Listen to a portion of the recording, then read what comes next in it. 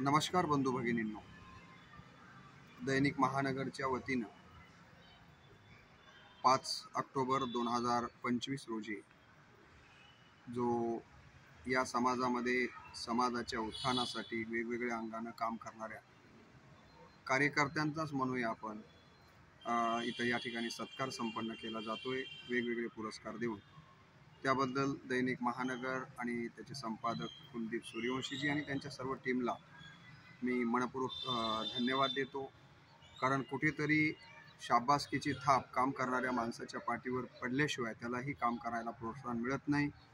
आणि या ठिकाणी लोकशाहीचा चौथा खांब असलेला प्रसारमाध्यमातला हे वृत्तपत्र अशा प्रकारचं सामाजिक कार्य करतं याबद्दल खरोखरच मनस्वी आनंद होतो। या वर्धापन दिनाच्या निमित्तानं मी दैनिक महानगरला मनपूर्वक शुभेच्छा देतो आणि त्यांनी माझा या ठिकाणी जीवन गौरवसाठी जी काही निवड केली त्याबद्दल त्यांच्याप्रती कृतज्ञता व्यक्त करतो। खरं पाहिलं तर अत्यंत प्रतिकूल परिस्थितीतनं मी वसतिगृहामध्ये राहून शिक्षण घेतलं।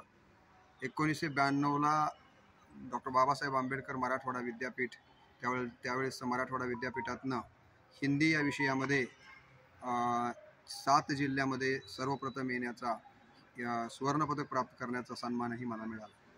मला नेहमी असं वाटत होतं की ज्या गरिबीतनं ज्या परिस्थितीतनं आपण शिकून इथपर्यंत आलोय तर अशा विद्यार्थ्यांना आपण घडवण्यासाठीचा प्रयत्न केला पाहिजे।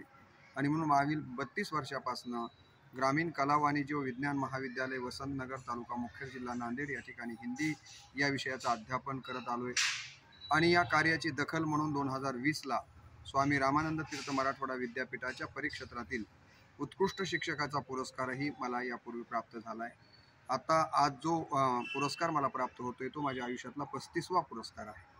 आणि हे पुरस्कार मिळण्याच्या पाठीमागची भूमिका एकच की आई या विषयावरती मी महाराष्ट्रभर 1000 भाषणं दिलेली आहेत। विविध यूट्यूबच्या माध्यमातून आतापर्यंत 600 वेगवेगळ्या विषयावरची या ठिकाणी भाषणं सर्वदूर पोहोचवण्याचा प्रामाणिक प्रयत्न केलेला आहे। अध्यापनाचं काम असेल, प्रवचनाच्या माध्यमातून असेल, प्रबोधनाच्या माध्यमातून प्रामाणिक काम करण्याचा प्रयत्न केलेला आहे।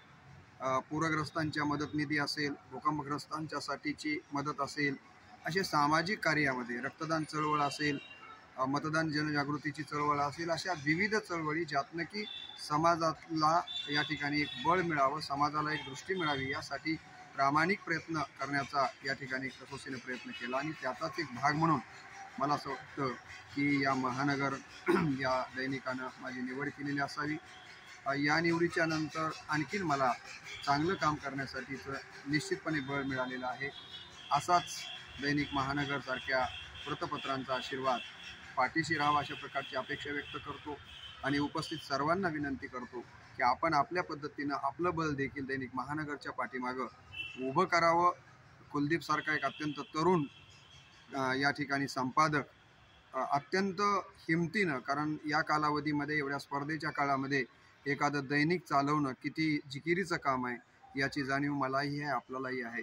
आणि हे काम जर त्यांना खऱ्या अर्थानं चांगल्या पद्धतीनं करायचं असेल तर आपण आपल्या पद्धतीनं त्यांना निश्चितपणे वेगवेगळ्या पद्धतीचं सहकार्य करावं अशा प्रकारची आपल्या सगळ्यांच्याकडनं मनपूर्वक अपेक्षा व्यक्त करतो आणि मी माझ्या या ठिकाणी वाणीला पूर्णविराम देतो।